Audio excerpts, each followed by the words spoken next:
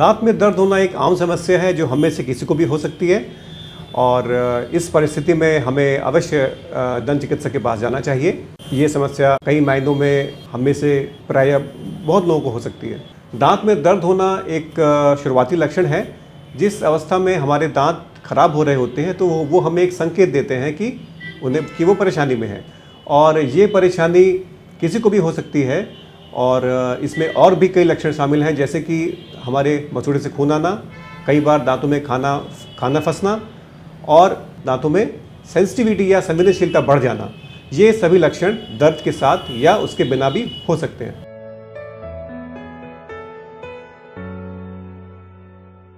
हमारे दांतों में कई बार केरीज होने की संभावना अधिक होती है। अधिकांश लोग मीठा खाते हैं, जैसे कि चॉकलेट है, टॉफ़ीज़ हैं, जैगरी है या गुड़ है। ऐसी चीज़ों का इस्तेमाल जो लोग ज़्यादा करते हैं उन लोगों के दांतों में डेंटल केरीज होने की संभावना रहती है और इसके कारण दांत की परत वहाँ से हट जाती है और ऐसे दांत दर्द का कारण बनते हैं। इसके अलावा जो लोग ठीक से नियमित रूप से ब्रश नहीं करते उनके दांतों में भी कैलकुलस या प्लाक जमा होने से उनके दांतों में दर्द हो सकता है या संवेदनशीलता आ सकती है। इस तरह के दर्द के और भी कारण हैं, जैसे कि मैंने आपको बताया कि कई बार दांत में फ्रैक्चर हो जाए या दांत टूट जाए कुछ कठोर पदार्थ खाने से, तो भी दर्द हो सकता है।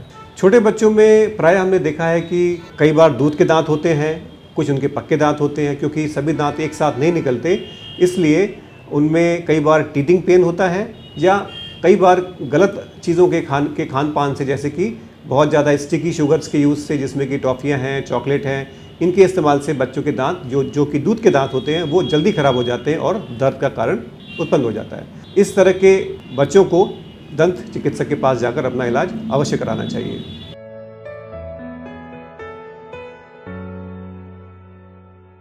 दांत में दर्द हो तो हमें डॉक्टर के पास जाना चाहिए, लेकिन मैं आपसे ये कहूँगा कि दांत में दर्द ना हो इसके पहले ही हमें चिकित्सक के पास जाना चाहिए। क्योंकि जैसा कि हम सब जानते हैं कि हम अपनी आँखों से अपने मुंह के अंदर नहीं देख सकते, इसलिए एक दंत चिकित्सक हमारे लिए ये प्रक्रिया कर सकता है और नियमित रूप से 6 महीने के अंदर हमें दंत चिकित्सक से एक बार अवश्य मिलना चाहिए, ताकि वो हमें हमारी शुरुआती परेशानियों से अवगत करा सके और उनका उपचार उचित समय पर प्रारंभ कर सके।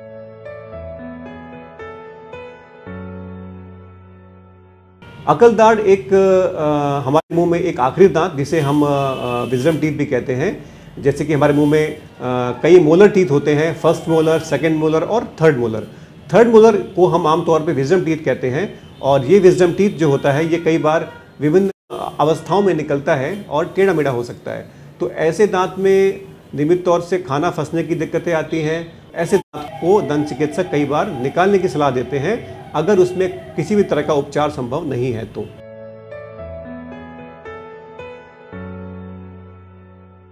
मैं आपको बताया कि दांत में दर्द होने के कई सारे कारण हैं, तो उसी के अनुसार उसका उपचार भी है। जैसे कई बार जब दांतों में शुरुआती लक्षण आते हैं, जैसे कि दांतों में खाना फंस जाना, जब खाना फंसने लगता है तो उसी समय अगर हम दंत चिकित्सक से संपर्क कर उसमें रिस्टोरेशन करवा लें या फिलिंग करवा लें तो हम एक अर्ली स्टेज में ऐसे इन्फेक्शन से बच सकते हैं। इसके बाद अगर इस अवस्था में फिलिंग नहीं की गई या रिस्टोरेशन नहीं किया गया तो ये समस्या आगे बढ़ती है और एक ज़्यादा जगह दांत के बीच में बन जाती है, जिससे कि मरीज को या किसी को सेंसिटिविटी मीन्स ठंडा गर्म पानी लगना या चाय लगना या ऐसे पदार्थ जो हाई टेम्परेचर पे यूज़ लोग करते हैं, जैसे कि चाय, तो इन चीज़ों के इस्तेमाल में उसको सेंसिटिविटी होती है। ये कई बार दर्द में तब्दील हो जाती है और ऐसी अवस्था में भी दांत का फिर हमें रूट कैनाल ट्रीटमेंट करना पड़ सकता है या उसकी एक कैपिंग करनी पड़ सकती है, जैसी आवश्यकता हो।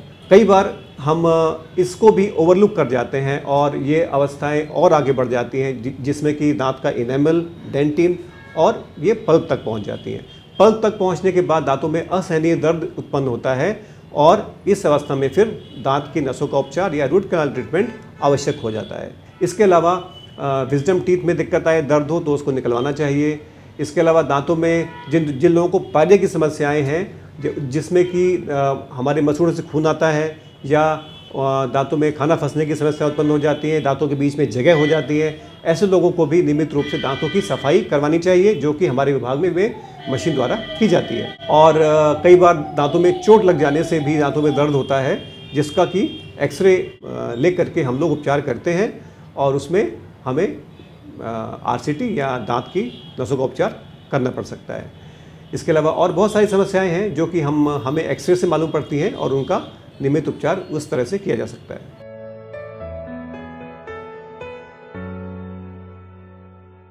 दांत दर्द से बचने के लिए सबसे पहले मैं आपसे कहूँगा कि नियमित रूप से कम 2 बार ब्रश करें, एक बार सुबह और एक बार रात में सोने से पहले।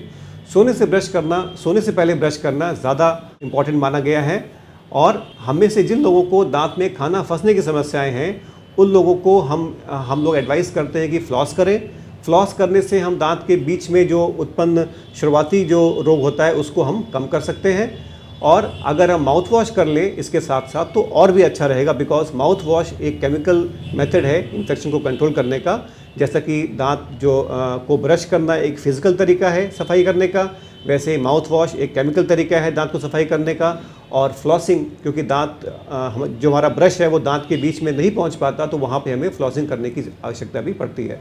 तो अगर हम इन चीज़ों का इस्तेमाल करते हैं नियमित रूप से, तो हम दांतों की बीमारियों से बच सकते हैं और दांतों के दर्द से भी बच सकते हैं।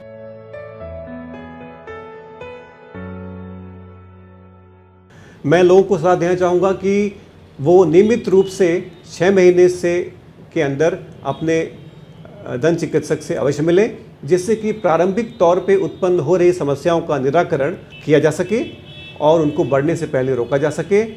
और सफाई पे विशेष ध्यान दें, क्योंकि दांत के अधिकतम या अधिकांश रोग मुंह में सफाई के गलत तरीक़ों से होने से होते हैं। तो सफाई के लिए अगर वो चाहें, क्योंकि बहुत लोगों को सफाई करने का तरीका पता नहीं होता है, इसलिए हम कई सारे ऑनलाइन प्लेटफॉर्म्स का यूज़ कर सकते हैं इसको लर्न करने के लिए। जैसे कि यूट्यूब की हेल्प ले सकते हैं, जहाँ पे हमें मॉडिफाइड बास टेक्निक से ब्रश करना सिखाया जाता है। और इस टेक्निक से ब्रश करने से हम अपने दांतों की उचित सफाई कर सकते हैं।